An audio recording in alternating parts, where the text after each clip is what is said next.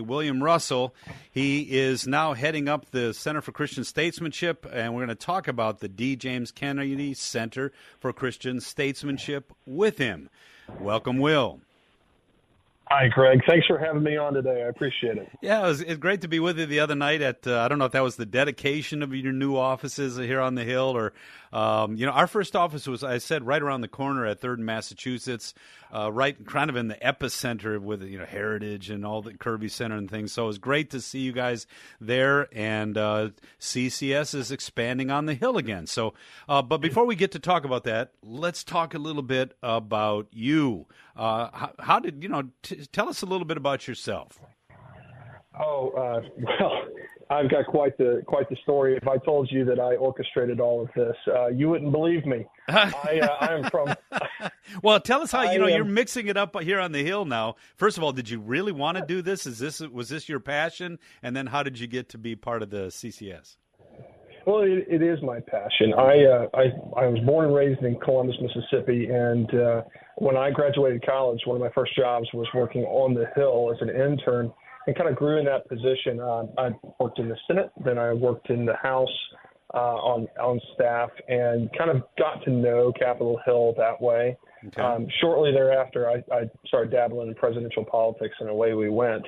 But my passion still lies with the congressional staffer. I mean, not many people understand a couple of things. One, how young staffers on Capitol Hill are. Yes. And then also how much they work. You are pulling 12, 16, 18-hour days on a regular basis. Right. And that can really wear on the body. Yes. And I remember those days fondly. I say fondly because it was where I got the start and grew out of that. So that's what CCS is here to do. It's to talk to staffers. It's to talk to members as well, and to encourage them along their journey, to keep them strong in their faith. Because as you know, Greg, this town can be a soul-sucking town. Yeah, and that's chew you up and spit you out. Yeah, and that's, our three foci are, we advocate for our churches and our ministries, obviously. We educate our people. But the last one is encourage, and that's all about, it's almost pastoral in its sense, is that we're on the Hill trying to actually lift up, undergird these folks. Sometimes I tell people, I said, you don't really understand. God never wanted us to solve the big problems in government, I don't think, but he wants us to block the bad ones and, and create a stability. But that's kind of like being in the pig pen, I would say. Even if you get hosed down and watered down and have a good day, there's still just something that you wish it was Good Friday and Easter, don't you? Because that's where the solution is, yeah. But it's got to be done. All right, now, go ahead. And I was going to mention, you've kind of got two of the 3 points that I tell people about. You've got encourage, you've got educate, and you've got evangelize. Right. Those are the founding principles of CCS, and that's what we take to the staffers and members every day. Well, we have a bit of shared history, too, because when we were talking at your event, I talked about, Armstrong Williams. He rented us our first place, and I got to know him really well. And then Ben Carson did a few events for us. And you were on Ben Carson's staff. You knew all those players very well, didn't you? I sure did. Dr. Carson and his wife, Candy, are two of my favorite people in the world. Oh, and by the way, happy birthday, Dr. Carson. I think it was yesterday. So anyway, so go ahead. So when I first got my start in presidential politics, I was Dr. Carson's personal aide, and I traveled with him all over the country as he was running for president. And that was an incredible experience. Say nothing else for the learning experience, but the ability to spend one-on-one time with Dr. Carson, be able to talk about the things that he believed. It further encouraged me that there are Christian leaders who are actually putting their foot in the race. They're stepping forward. They're willing to lead. And we see that out of there are several good Christian leaders on Capitol Hill today and in Washington, D.C., and I'm encouraged to see more people speaking about their faith and intertwining it into the work that they're doing, whether it be in the legislative branch or the executive branch or the judicial branch. Yeah, folks, just to let you know, because we worked out in California, there were a lot of Christians in Hollywood. It's punitive. It's tough, like we talked with Kevin Sorbo yesterday about that. But they're there, and they're doing a great job, and they're trying to actually make a difference. Same thing on the Hill. There are a lot of Christians here, and they're trying to find their way. What does God want them to do? We know this, the government's not the church. It's not here to evangelize for us. It's here to actually keep things stable, to keep a government sane and humane so we can freely share the good news of the gospel. And I think that's what we're both here to talk about today. You were just talking about Dr. Carson. He's an amazing guy. I mean, how he because no notes. And when he starts speaking, every word is just potent and powerful. All right, here's the next question. We say it this way: good politics can't save us. That's the work of the church, the work of Christ proclaimed by his church. But bad politics can destroy us. So what are some of the challenges that you see that are on the horizon for the American citizens of all faiths and government overreach in their lives? What are we facing? I mean, you've been here for a while now. You've seen it from the inside out. Talk about what you think CCS is going to be engaging. Well, part of the education front of CCS is trying to match the faith that you have with the policy that you're working on. And I love what you said earlier. We're not going to be able to fix all the problems. And I completely agree.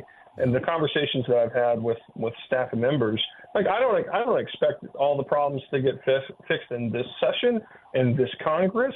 Hopefully, God willing, we fix a lot of the problems over our lifetimes, Greg, but incrementally stepping forward. And I see, with the incoming of a new class of new freshmen into both the House and the Senate and a potential change in the White House, there's a lot to be seen from a legislative standpoint coming down the pipe. Right. But I think that for Christians here in this country, we've seen over the past several election cycles how they've stood up and said, we don't want your woke ideology informing the way that we're living our lives. They've stood up and they've put their foot down and they've said enough is enough.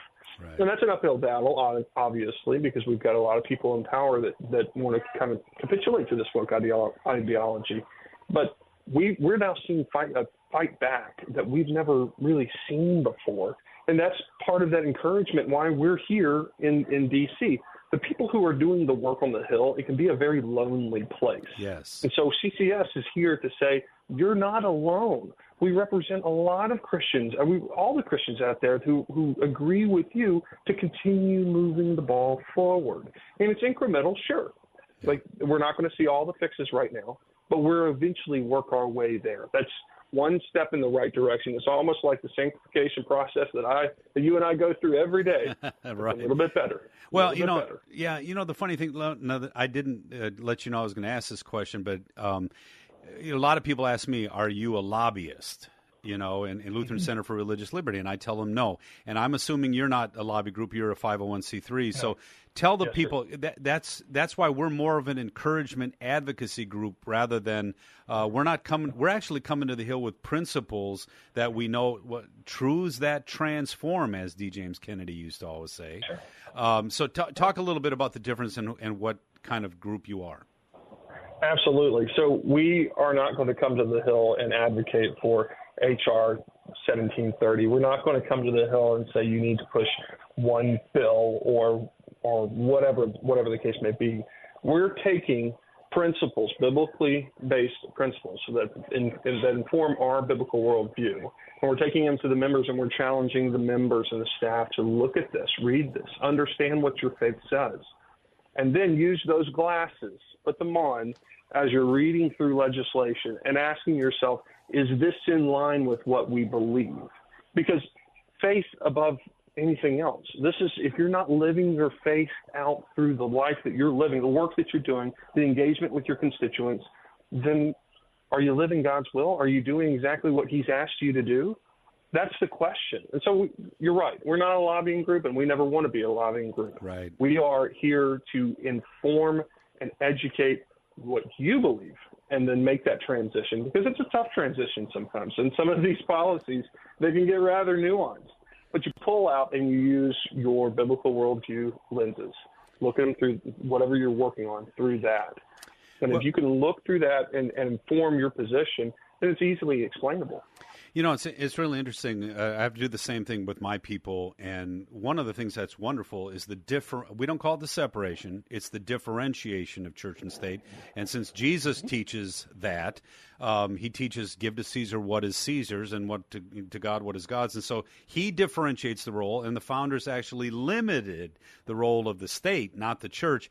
I hear all the time, "Don't legislate your morality," and I always say all legislation is morality. Yeah, we don't legislate our faith, the proclamation of freedom, but all legislation is morality. The only question is it good morality or bad morality? And Christians need to be a part of that fight, don't they? Absolutely, and I would echo everything that you just said, and I would also add that there are many members who are elected under the premise that they are Bible-believing Christians and are going to Washington, D.C. to do the work of their constituents with their faith in mind. Right. And so we're giving the ones that are already Christians on the Hill an avenue to better inform their positions while also doing the evangelizing, the good work that Dr. Kennedy started all those years ago. It's kind of a two roads here. We're never going to say no to anybody. Our doors are open to anybody and everybody. We want people to hear the good news of Jesus Christ. And we want to, once you're there, once you've accepted Christ, once you receive that salvation, what do you do with it? Yeah. And then that's where the other half steps in and says, well, here's what you can do with it. Here's how you work with it. Well, we're on the Hill with a lot of good folks. That's why I wanted to have Will on today. We work with Catholic bishops. We work at the ERLC. We work with the Heritage Foundation, all the groups that are on the Hill trying to fight for good government so that we can be free to be good citizens, sharing our faith freely without government coercion. I'm Greg Seltz, talking with William Russell, the Executive Director of the D. James Kennedy Center for Christian Statesmanship. And so let me just ask, on the Hill, I mean, what are some of the things out of the gate, some of the efforts on the docket, some of the concerns that you guys are addressing? Sure. Well, it's been an exciting year for us. Our biggest goal was to have a place for CCS to physically live. Yeah. This year, I joined CCS in January, and by April, God gifted us with a property right off of Stanton Park that we talked about. And it's a wonderful office space that we can start building these relationships in. We additionally had an event earlier this year with Vodi Bakum, Dr. Vodi Bakum. Oh, yeah, he's great. And speaking to, he's fantastic. Yeah. He came in and he did several member meetings talking about his new book, talking about the intersection of faith and government. And also did this is kind of a throwback to original CCS times that I wanted to bring back. It was our Politics and Principles lunch, where we bring in a special guest speaker like a Dr. Vodi Bakum to come in for staff engagement, to learn about whatever it is the topic of the day is. So that was a raging success. We weren't expecting to have as many people show up, but by God's grace, we did. Great. So we're going to did that. We also awarded last week Senator Josh Hawley with our 2024 Distinguished Christian Statesman Award, which is an annual award that CCS gives out. And we're so pleased to have given it to Senator Josh Hawley out of Missouri. He is a shining light, and you can see that in almost every single thing that he does. This is a man who puts his faith first, his family next, and then all of the professional sacrifices he has to make in order to make sure the first two are taken care of. He does, and that's the mark of a good statesman. And moreover, he represents his people in Missouri very well. So we've been really excited to things have moved kind of quickly. We were a little surprised at how quickly things have moved, but the appetite is here, right? Sure. I've had several meetings with staffers and members alike on the Hill, and they're kind of craving this next level of this energy that how do we inform our position? How can I explain this to conference? How can I explain this to constituents when I vote one way or another? So this is a really exciting time for us. And next year we're going to be likely once a quarter doing these politics and principles lunches that we bring people in for, as well as some special panels. One of my dreams to take a policy specific, whatever the topic of the day, if we like take a farm bill, take the NDAA, whatever is being considered on Capitol Hill, and you have an event, you build an event around that, and you put a panel of Christian legislators together, and you let them talk about how their faith informs their vote on a certain issue or why they support a certain topic or policy position, and help explain that to staffers and encourage them to do the same. So that's kind of some of the things that we're doing right now. In addition to the position papers that we published on our website earlier this year, we're very excited about those, and that's just kind of a baseline. That's where we start the work. We build off of those position papers. I love it. And, the one thing, and this is something, I know you know this, I've been learning this too, is even when we have the right policy, the right argument, narrating that, having a narrative that actually, because that's where we tend to lose. And so we've talked about this over and over again. The left, I call them the secular statists, because they're not liberal and they're not conservative. They're a whole new brand of group on the Hill. They narrate things. They have narratives, even if they don't have facts. And I think sometimes we forget that we also have to tell the story of it, and that's people's lives, and that's work on the Hill, and that's examples. And that's the kind of thing I know you all do very, very well. In fact, my favorite D. James Kennedy book is called What If Jesus Were Never Born? I used to use that 25, 30 years ago in my work in New York City. I just said, look, this is how it actually plays out in the lives of people. And if he was never born, it would be a whole different place. I love that you guys are on the Hill. Final thoughts, anything else you want to share about what you guys are doing? Well, I think we've covered it. This is robust. I want your listeners to know, I want any staffers or members out there listening to know that we're here for y'all. We're here to engage with you. Please visit our website, www.statesman.org, for more information. We've got a litany of resources on that website. We've got great ways to contact me, to contact Dr. Rob Pacienza, the president, and we're here looking forward to growing this network of Christians on the Hill. Please give Rob my best, too. And by the way, folks, you can go to their website. You can also go to ours, too, because we're in this together, lcrlfreedom.org.